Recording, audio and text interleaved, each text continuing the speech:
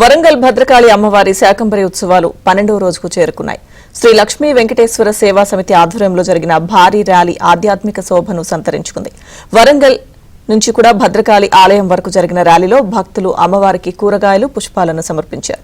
మరింత సమాచారం మా ప్రతినిధి నవీన్ అందిస్తారు.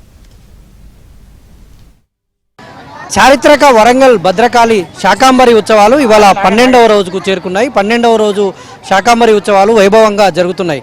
అయితే శాకంబరి ఉత్సవాలు ఎల్లుండి శాకంబరి అవతారంలో అమ్మవారు భక్తులకు దర్శనమిస్తారు కాబట్టి అమ్మవారికి ఇవాటి నుంచే కూరగాయలు తీసుకువెళ్తున్నారు భక్తులు.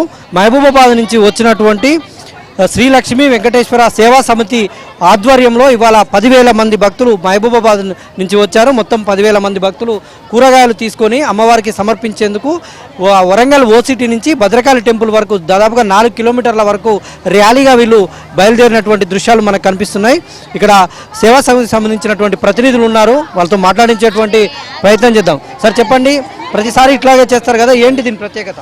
ఆషాఢ మాసంలో అందరు కూడా గుర్తొచ్చేది అమ్మవారికి శాకంబరి రోజున పౌర్ణమి రోజునంగా విశిష్టంగా అమ్మవారికి కూరగాయలతోటి అలంకరణ అనేది చేయడం జరుగుతుంది. ప్రతి సంవత్సరం కూడా గత 2 సంవత్సరాల నుండి ఇది 2వ సంవత్సరం అండి. మా లక్ష్మీ వెంకటేశ్వర సేవా ట్రస్ట్ ద్వారా ఎవరింటి నుండి వారు తీసుకొచ్చిన కూరగాయలు అమ్మవారికి సమర్పించాలని ప్రజలందరి ఏకమై కూడా ఇవాళ ఇక్కడికి రావడం అనేది జరిగింది. ఎందుకంటే అమ్మవారికి పౌర్ణమి రోజున కూరగాయలతోటి అలంకరణ చేస్తారని వరంగల్ చరిత్రలో భద్రకాళి అమ్మవారికి అంటే ఒక విశిష్టత అనేది ఉన్నదండి. అందులో భాగంగా ఇవాళ ఈ రోజు ఇక్కడ అధిక సంఖ్యలో పాల్గొని భక్తులందరూ కూడా వారింటి నుండి వారు స్వతహాగా కూరగాయలు తీసుకొచ్చి అమ్మవారికి సమర్పించడం అనేది జరుగుతుంది. జై శ్రీరామ్ అండి. ఈ ప్రసిద్ధి చెందిన హన్మకొండలోని భద్రకాళి అమ్మవారికి ఆషాఢ మాసంలో శాకంబరి ఉత్సవాలకు చాలా ప్రాముఖ్యత ఉన్నదండి.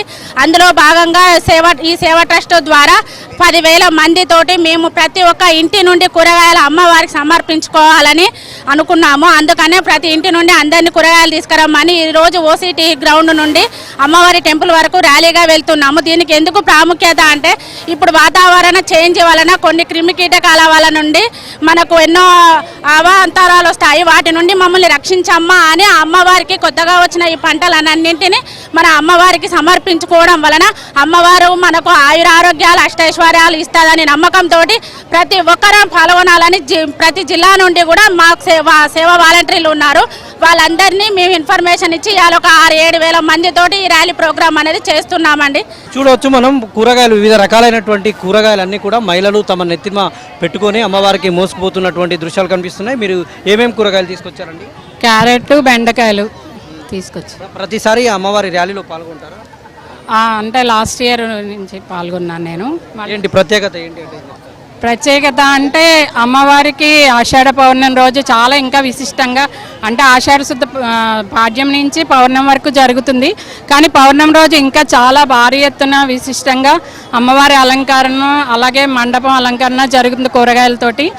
దానికోసం చాలా వేలాది మంది భక్తులు అమ్మవారిని చూడడానికి కళ్ళారా వస్తారు. ఇది భక్తుల అభిప్రాయం. మనం చూడవచ్చు, చాలా పెద్ద సంఖ్యలో మహిళలు తరలి వచ్చారు. దాదాపుగా ఇక్కడి నుంచి 7 నుంచి 8 వేల మందితో ఈ ర్యాలీ సాగుతోంది. అమ్మవారికి తీరొక్క కూరగాయలు తీసుకొచ్చి అమ్మవారికి సమర్పించేటువంటి కార్యక్రమం జరుగుతుంది. ఇవన్నీ కూడా భద్రకాళి అమ్మవారి ఆలయ ట్రస్ట్కి అప్పచెప్తారు. రేపటి నుంచి దండలు గుచ్చేటువంటి కార్యక్రమం జరుగుతుంది. ఎల్లుండి శాకంబరి రూపంలో భద్రకాళి అమ్మవారు భక్తులకు దర్శనమిస్తారు. వీడియో జర్నలిస్ట్ జగదీష్తో నవీన్, ఏబిఎన్ ఆంధ్రజ్యోతి, వరంగల్.